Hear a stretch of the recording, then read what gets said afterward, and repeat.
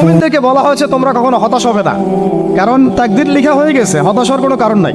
একটা প্রবণতা আমরা সমাজে দেখছি আত্মহত্যার। ইয়াং জেনারেশনকে আমরা নসিহত করবো যে ভুলেও নিজের জীবনকে বিসর্জন দিতে যাবেন। আল্লাহ রাব্বুল আলামিন আপনাদেরকে সৃষ্টি করেছেন তার ইবাদত করার জন্য এবং তার জমিনে তার দিনটাকে প্রতিষ্ঠা করার জন্য। খেলায় খেলায় আপনার জীবনটা নষ্ট করবেন না, ঠিক আছে ভাই? আল্লাহ বোঝার তৌফিক দান করেন। তো কলম সৃষ্টি করার পরে কিয়ামত পর্যন্ত সব লেখা হয়ে গেছে। এখন আমাদের এই পৃথিবীতে তো মানুষ ছিল না, ছিল? এদিকে মনোযোগ দেন। এই পৃথিবীতে কি আগে মানুষ ছিল? এই পৃথিবীতে আগে কি ছিল তাহলে বলেন? হ্যাঁ, মাশাআল্লাহ। এই পৃথিবীতে আগে কি ছিল? এখন ওরা নাই? সবার সাথেই কিন্তু একটা করে আছে। কমপক্ষে কয়টা করে? সবার সাথে কমপক্ষে একটা করে।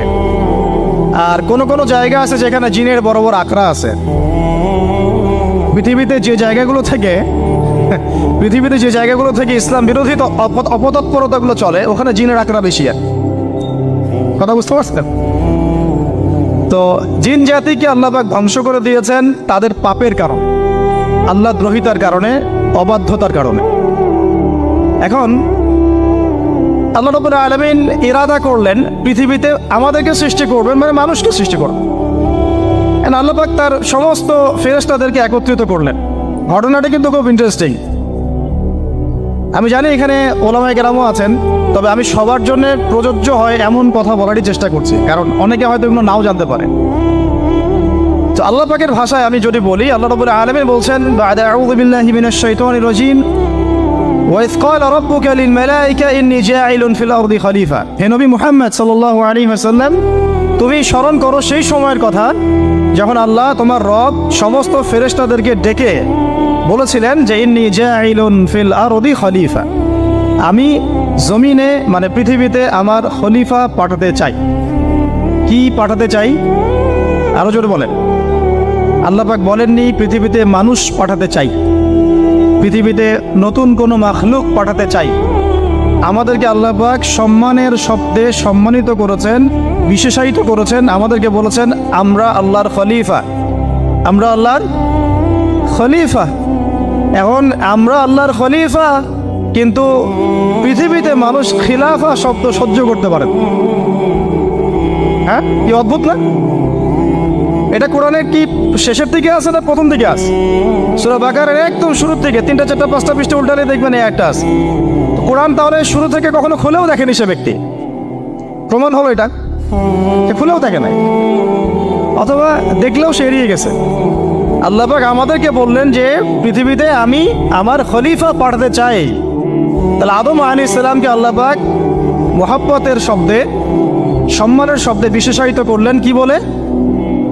সুবহানাল্লাহ, সুবহানাল্লাহ। আর খলিফা কাকে বলে এটা আমি আপনাদেরকে বোঝাচ্ছি একটা দোয়া থেকে।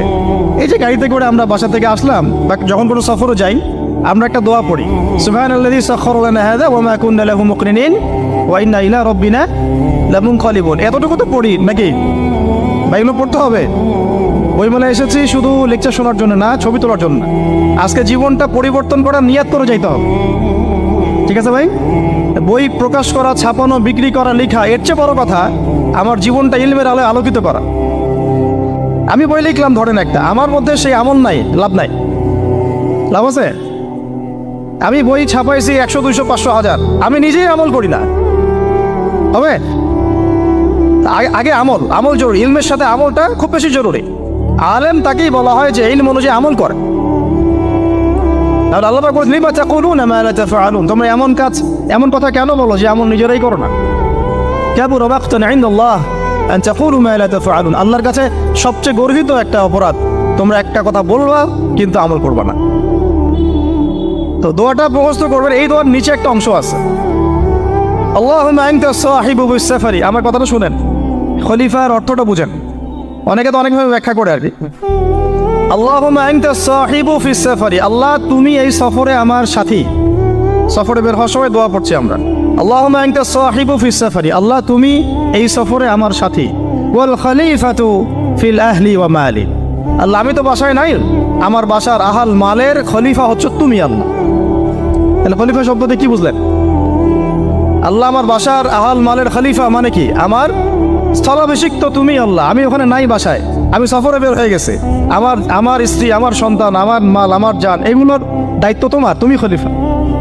কত চমৎকার দোয়া। তাহলে পৃথিবীতে আমি আমার খলিফা পাঠাতে চাচ্ছি, তার অর্থ কি? আল্লাহ রাব্বুল আলামিন এই পৃথিবীতে আমাদেরকে তার প্রতিনিধি বানিয়েছেন। সুবহানাল্লাহ, সুবহানাল্লাহ। তাহলে আমরা নিজেদের আত্মপরিচয় ভুলে গেলাম যে আমরা আল্লাহর প্রতিনিধি পৃথিবীতে, তাই না? আমরা এখন আব্রাহাম লিঙ্কনের পূজা করতেছি। আব্রাহাম লিঙ্কনের পূজা তো বুঝেন না আপনারা, এটা হচ্ছে ওই যে সকল ডেমোক্রেসির পূজার। আদতে প্রকৃত গণতন্ত্র বলে কিছু নাই এই বিশ্বের মধ্যে, যা আছে এগুলো তথাকথিত আর স্লোগান, জাস্ট, আর কিছু না। এটা যারা চর্চা করে তারাও জানে, আমাদের কাছে তারাই বলে। আদতে এই আপনার কমিউনিজমের কথা বলেন, এই লেনিন স্টেলিনারিজমের কথা বলেন, আপনি মুসলিনের কথা বলেন, চাইনিজ দর্শনের কথা বলেন, রাশিয়ান দর্শনের কথা বলেন, আর এই যে আরেকটা কি চলতেছে সেকুলারিজমের কথা বলেন, ন্যাশনালিজমের কথা বলেন, এগুলো একটা তাত্ত্বিক মতবাদ শুধুমাত্র। প্রকৃত মতবাদগুলো আপনি পাবেন বিশুদ্ধ যেগুলো কোরআন এবং হাদিসেই, এর বাইরে নাই। তা আমরা কিন্তু আল্লাহর খলিফা পরিচয় দিতে এখন দ্বিধাবোধ করতেছি। এই জমিনে আল্লাহ পাক আমাদেরকে তার খলিফা বানিয়ে পাঠিয়েছেন। এখন খলিফা হলাম কিভাবে? কিসের গুণে খলিফা হলাম? প্রশ্নটা এটা। আমাদের কি 10টা হাত, 10টা পা, বেশি শক্তি ফেরেশতাদের চাইতে, যে আমরা খলিফা হলাম কিসের ভিত্তিতে? আর কিভাবে হলাম এটা শোনেন। আল্লাহ পাক বলছেন, ওয়াল্লামা আদামাল আসমাআ কুল্লাহা। আল্লাহ বলছেন আমি আদমকে এই মহাবিশ্বের যত নাম আছে, নাউন্স, ইসম, সব শিক্ষা দিয়েছি। সুবহানাল্লাহ। এই মহাবিশ্বের যত নাম, এখানে ইসম শব্দের অর্থ কিন্তু জ্ঞান। ইসম মানে কি? এখানে জ্ঞান। মহাবিশ্বের যে জ্ঞানগুলো আছে, এই জ্ঞানগুলো আল্লাহ পাক আমাদের আদি পিতাকে শিক্ষা দিয়েছেন। আমাদের আদি পিতাকে আল্লাহ নিজে শিক্ষা দিয়েছেন।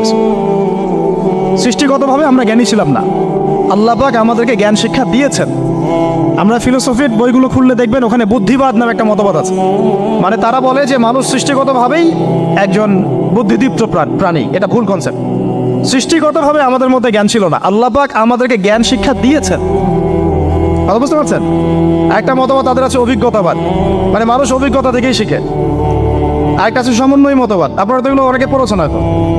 এর বাইরে যে একটা মতবাদ আছে যে আল্লাহর পক্ষ থেকে ওহী ভিত্তিক মানুষ জ্ঞান শিখে, এই মতবাদ কোনো দার্শনিকের বইয়ে স্থান পেল না। কি আফসোস, কি আফসোস। অথচ মুসলিম ঘরের দার্শনিক তারা। আমরাও পড়েছি ভাই না 4 বছর এই কারণে গেলেই।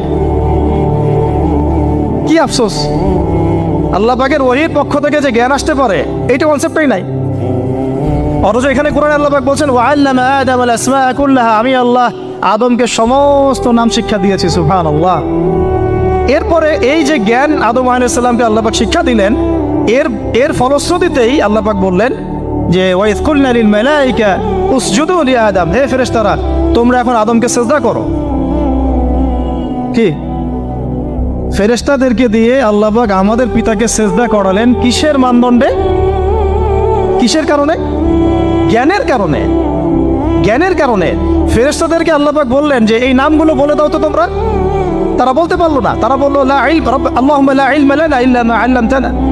আল্লাহ আমাদের তো সেই জ্ঞান নাই, শুধু ওইটুকু জ্ঞান আছে যা আপনি আমাদেরকে শিখিয়েছেন। তখন আল্লাহ পাক বলেছিলেন যে আমি যা জানি তোমরা তো জানো না। আমি কি বলি নাই যে আমি আসমান জমিনের গায়েবের সব খবর জানি? তখন আল্লাহ বললেন যে তোমরা সবাই সিজদা করো আদমকে।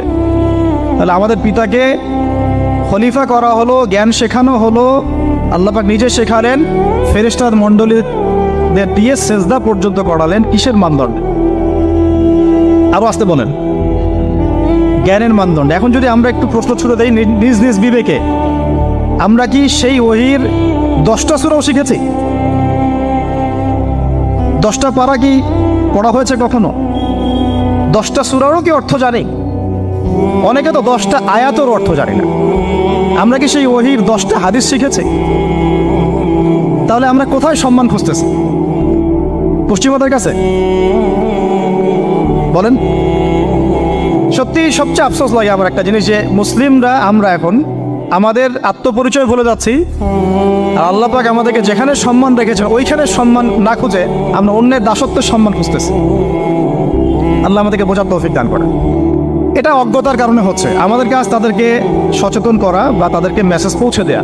আমরা উগ্র পন্থা অবলম্বন করব, আমরা হিকমার সাথে প্রজ্ঞার সাথে মানুষকে বোঝানোর চেষ্টা করব, এগুলো বোঝানোর অংশ। এখন